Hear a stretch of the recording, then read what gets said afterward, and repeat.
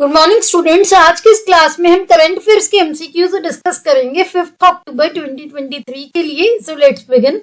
The first question is the 2023 Nobel prize in chemistry has been won by. 2023 में chemistry के लिए जो Nobel prize है वो किसके द्वारा जीता गया है? Option A is Pierre Agostini, Ferenc Krausz and Anne L'Huillier. Option B है Moungi G Bawendi, Louis E Brus, Alexei I Ekimov. Option C है Katalin Kariko and Drew Weissman and option D है Louis Ferenc. यहाँ पर आप देख सकते हैं जो ये तीनों साइंटिस्ट हैं, Moungi G Bawendi, Louis E Brus and Alexei I Ekimov, इन तीनों को नोबेल प्राइज मिला है केमिस्ट्री के लिए, जो कि स्वीडन के रॉयल एकेडमी ऑफ साइंसेस के द्वारा दिया जाता है। ये जो पब्लिश होते हैं ये नाम, ये जो अवार्ड है उनको किस लिए दिया गया है? उन्होंने क्या डिस्कवर किया था? एक डिस्कवरी की थी, डेवलपमेंट की थी क्वांटम डॉट्स की, जो कि ऐसे नैनो पार्टिकल्स हैं जो कि बहुत ज्यादा छोटे होते हैं। जो नैनो पार्टिकल्स हैं वो इतने ज्यादा छोटे होते हैं कि उनका जो साइज है वही उनकी प्रॉपर्टीज डिसाइड करता है। ये जो nano particles and quantum dots हैं ये एलईडी लाइट्स में यूज होते हैं, टीवी स्क्रीन में यूज होते हैं, और इनको जो सर्जन्स हैं, जो डॉक्टर्स सर्जरी करते हैं, वो भी यूज कर सकते हैं जब वो कैंसर टिश्यू को रिमूव करते हैं या और मेडिकल ट्रीटमेंट्स के लिए। जो बवेंडी है ये एक प्रोफेसर है जो MIT यूनिवर्सिटी है वहां पर। जो ब्रूस हैं ये प्रोफेसर है कोलंबिया यूनिवर्सिटी में। एकिमोव जो है ये नैनो क्रिस्टल्स टेक्नोलॉजी के लिए काम करते हैं। ये काफी जो पुराना प्राइज है, अभी मैंने आपको बताया royal Swedish academy of sciences देती है, जो कि 11 मिलियन स्वीडिश क्राउन्स के वर्थ होती है। जो स्वीडिश क्राउन है वहां की करेंसी है, तो ये आपको ध्यान रखना है। इसका आंसर है option B, that is Moungi G Bawendi, Louis E Brus and Alexei I Ekimov. The next question is the green war room initiative has been launched by. Green war room initiative किसके द्वारा launch किया गया है? Option A है Uttar Pradesh, option B है New Delhi, option C है Kerala and option D है पंजाब। यहाँ पर आप देख सकते हैं ग्रीन वॉर रूम जो है ये दिल्ली गवर्नमेंट का कंट्रोल सेंटर है, जो किस लिए स्टार्ट किया गया है?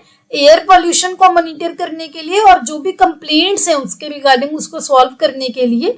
एयर पोल्यूशन जो है नेशनल कैपिटल में जो हमारी दिल्ली है और उसके आसपास की जो स्टेट्स हैं वो सर्दियों में बढ़ जाता है। को बहुत सारे इसके जो फैक्टर्स हैं, मेन फैक्टर जो स्टबल बर्निंग है, जो धान की कटाई के बाद जो पीछे बच जाता है उसको आग लगा दी जाती है खेतों में, वो मेन फैक्टर्स हैं। इसके अलावा भी बहुत सारे फैक्टर्स होते हैं, तो इसी के लिए ये 24/7 मॉनिटरिंग होगी ग्रीन वॉर रूम के under, so that air pollution को मॉनिटर की जाए, मॉनिटरिंग उसकी की जाए। तो ये आपको ध्यान रखना है। ऐसी एग्जाम्पल्स भी आप अपने आंसर्स वगैरह में अगर कोट करोगे तो आपको एक्स्ट्रा मार्क्स ही मिलेंगे, तो आपको ये ध्यान रखना है। Next question is the age of consent under POCSO act is. जो पॉक्सो एक्ट है उसके अंडर एज ऑफ कंसेंट कितनी है? ऑप्शन ए है 16 ईयर्स, ऑप्शन बी है 18 ईयर्स, ऑप्शन सी है 21 ईयर्स एंड ऑप्शन डी है 25 ईयर्स। सबसे पहले तो आप इसको देखिए,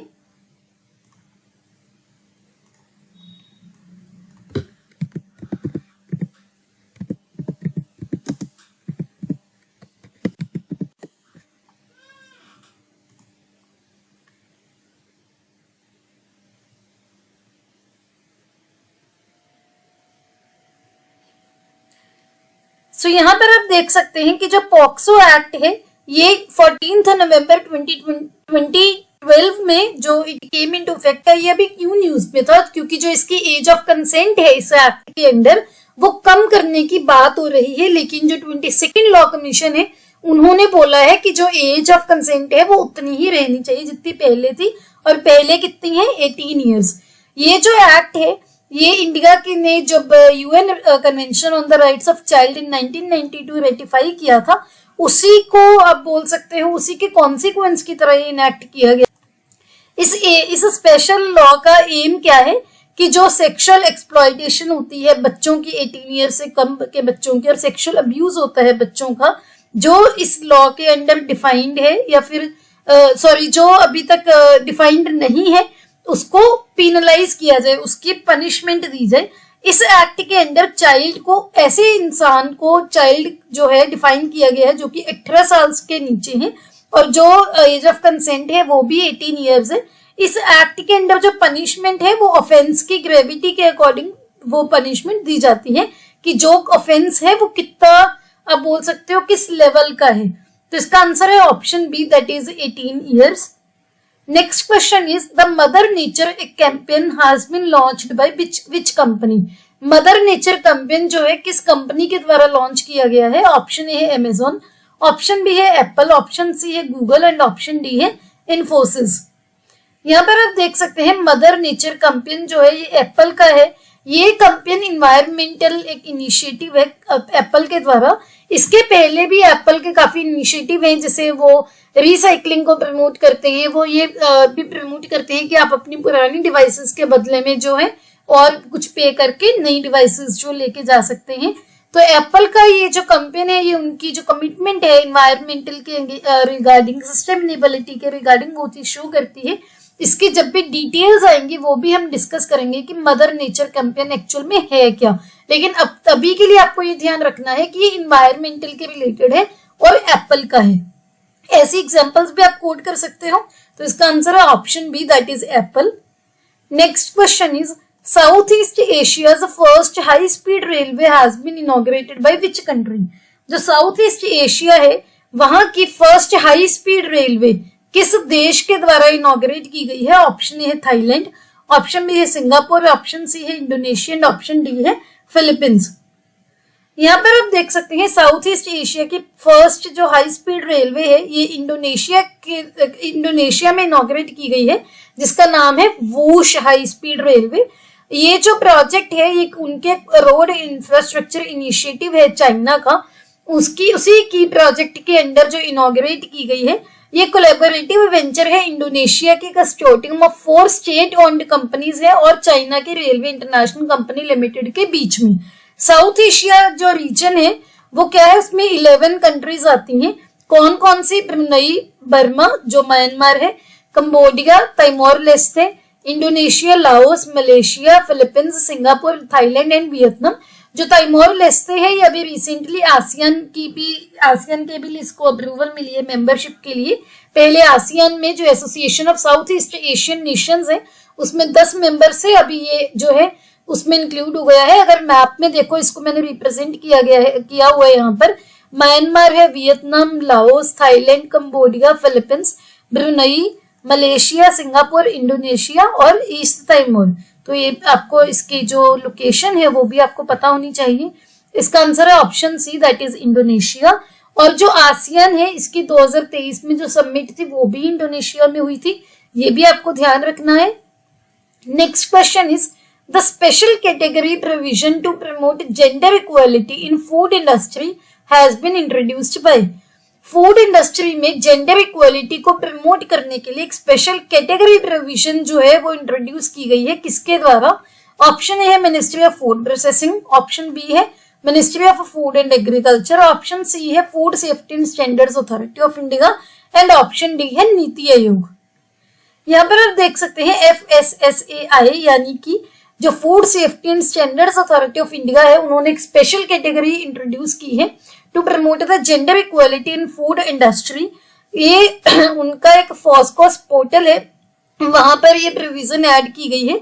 इसका एम क्या है? जेंडर इक्वालिटी को प्रमोट करना और वुमेन और जो ट्रांसजेंडर एंटरप्रेन्योर्स हैं फूड बिजनेस सेक्टर में उनके लिए बिल्कुल इक्वल अपॉर्चुनिटीज जो है उसको प्रमोट करना।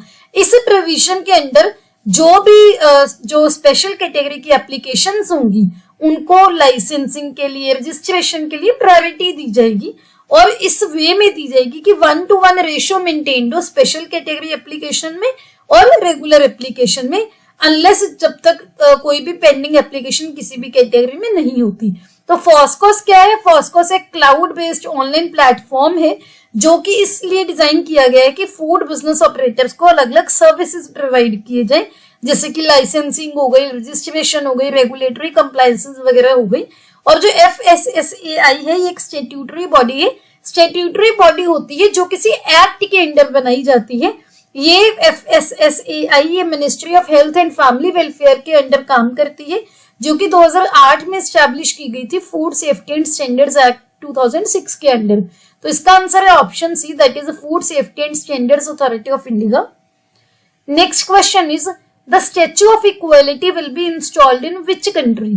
स्टैच्यू ऑफ इक्वालिटी कौन से देश में इंस्टॉल किया जाएगा? ऑप्शन ए है पाकिस्तान, ऑप्शन बी है बांग्लादेश, ऑप्शन सी है यूएसए एंड ऑप्शन डी है श्रीलंका। यहाँ पर आप देख सकते हैं यूएसए के मैरीलैंड में जो है स्टैच्यू ऑफ इक्वालिटी, जो कि बाबा साहेब अम्बेडकर जी का, भीमराव अम्बेडकर जी का सबसे बड़ा स्टैच्यू होगा यूएसए में, वो इंडिया के द्वारा अनवील किया जाएगा अक्टूबर में ही, 14 अक्टूबर को। 19 फीट स्टैच्यू है ये, जो कि जो राम सूतर जी हैं जिन्होंने स्टैच्यू ऑफ यूनिटी जो सरदार पटेल जी का है गुजरात में, उसको भी डिजाइन किया था, उन्होंने इस स्टैच्यू को डिजाइन किया है और ये 14 अक्टूबर को मैरीलैंड में इंडिया जो है वो अनवील करेगा। इसका जो मॉडल पिक्चर है, रिप्रेजेंटेटिव पिक्चर यहाँ पर आप देख सकते हैं। तो इसका आंसर है option C, that is USA. Next question is India's first solar roof cycling track was recently inaugurated in which city? India का पहला सोलर रूफ साइकिलिंग ट्रैक कौन से शहर में इनॉग्रेट किया गया है? ऑप्शन ए है न्यू दिल्ली, ऑप्शन बी है हैदराबाद, ऑप्शन सी है मुंबई एंड ऑप्शन डी है चेन्नई। यहाँ पर आप देख सकते हैं इंडिया का पहला सोलर रूफ साइकिलिंग ट्रैक जो है वो ट्रैक है इनॉग्रेट किया गया है। कहाँ पर? हैदराबाद में, जो कि तेलंगाना में है। ये साइकिलिंग ट्रैक का नाम है हेल्थ वे और ये इंडिया का पहला ऐसा प्रोजेक्ट है जहां पर 16,000 सोलर पैनल्स लगाए गए हैं ट्रैक के अलोंग। तो ये जो है काफी इंपॉर्टेंट है, काफी सस्टेनेबल है, इन्वायरमेंट के लिए बहुत अच्छा है। और ऐसी एग्जांपल्स भी आप इन्वायरमेंट में या कोई भी रिलेटेड टॉपिक में कोट कर सकते हो, तो आपको ये ध्यान में रखना है। इसका आंसर है option B, that is Hyderabad. State पूछ लिया जाए तो Telangana. Next question is which state announced 25 lakh each as award for ISRO scientists from its state? क्योंकि इसरो का भी चंद्रयान 3 जो सक्सेसफुल हुआ था, इंडिया का रिकॉर्ड बना है, तो ये इसरो के रिलेटेड न्यूज जो है इंपॉर्टेंट भी है। किस राज्य ने रिसेंटली अनाउंस किया है कि वो अपने राज्य के जो इसरो के में साइंटिस्ट की तरह जो काम कर रहे हैं किया है, उनको 25 लाख रुपए हर साइंटिस्ट को देंगे एक रिवॉर्ड की तरह। ऑप्शन ए है आंध्र प्रदेश, ऑप्शन बी है केरला, ऑप्शन सी है तमिलनाडु एंड ऑप्शन डी है उत्तर प्रदेश। तो यहाँ पर आप देख सकते हैं कि तमिलनाडु गवर्नमेंट ने बोला है कि वो 9 इसरो साइंटिस्ट जो तमिलनाडु के हैं उनको 25 लाख रुपए, हर साइंटिस्ट को 25-25 लाख रुपए देंगे। वहां के चीफ मिनिस्टर ने एक रिवॉर्ड की तरह ये अनाउंस किया है। यहाँ पर एक और चीज ध्यान रखनी है कि जो के सिवन जी थे, जो पहले चंद्रयान 3 के जो डायरेक्ट सारे हेड थे प्रोजेक्ट के, उस टाइम पे इसरो के चेयरमैन थे, उनको भी अवार्ड मिलेगा। इनके साथ जो मिल स्वामी अन्नादुराई जी हैं वो भी इसमें इंक्लूडेड है। यहाँ पर आप इसकी पिक्चर भी देख सकते हो, ये के सिवन जी की पिक्चर है। तो ये आपको ध्यान रखना है। ऐसी एग्जांपल्स भी आप अपने कोड कर सकते हो, जैसे मोटिवेशन की तरह काम करती है अपकमिंग जो लोग हैं या यूथ है, जो बच्चे हैं, उन चीजों के लिए। तो ऐसे जो एफर्ट्स हैं आंसर्स में वेरियस फॉर्म में कोड भी हो सकते हैं। Next question is who became the first women to get global Indian award? पहली वुमेन जिनको ग्लोबल इंडियन अवार्ड मिला है कौन बनी है? Option A Smriti Irani, option B है निर्मला सीतारमन, ऑप्शन सी है Sudha Murthy and option D है आलिया भट्ट। यहाँ पर आप देख सकते हैं सुधा मूर्ति जी ने हिस्ट्री क्रिएट की है क्योंकि ये पहली फीमेल रेसिपिएंट बनी है ग्लोबल इंडियन अवार्ड की, जो कि $50,000 का होता है, हर साल दिया जाता है ऐसे इंडियंस को जिन्होंने अपने अपने फील्ड रिस्पेक्टिव फील्ड में एक्सीलेंस जो है अचीव की है। ये बहुत ही फेमस ऑथर हैं, फिलेंथ्रोपिस्ट हैं सुधा मूर्ति जी, जो कि इन्फोसिस के जो को फाउंडर है NR नारायण मूर्ति, उनकी वाइफ है। और ये जो ऋषि सुनक जी हैं जो यूके के प्राइम मिनिस्टर, उनकी भी मदर इन लॉ है। इनको ग्लोबल इंडियन अवार्ड मिला है कनाडा इंडिया फाउंडेशन की तरफ से। यहाँ पर आप इनकी पिक्चर देख सकते हैं। तो इसका आंसर है ऑप्शन सी, दैट इज सुधा मूर्ति। ये हमारे सोशल मीडिया के यूजर नेम है, आप हमें यहाँ पर ज्वाइन कर सकते हैं। इनके लिंक आपको डिस्क्रिप्शन में मिल जाएंगे। अगर ये वीडियो आपको अच्छी लगी please hit the like button, अपने दोस्तों के साथ वीडियो को शेयर कीजिए। Don't forget to subscribe to my channel. See you tomorrow at 8 o'clock। Have a nice day.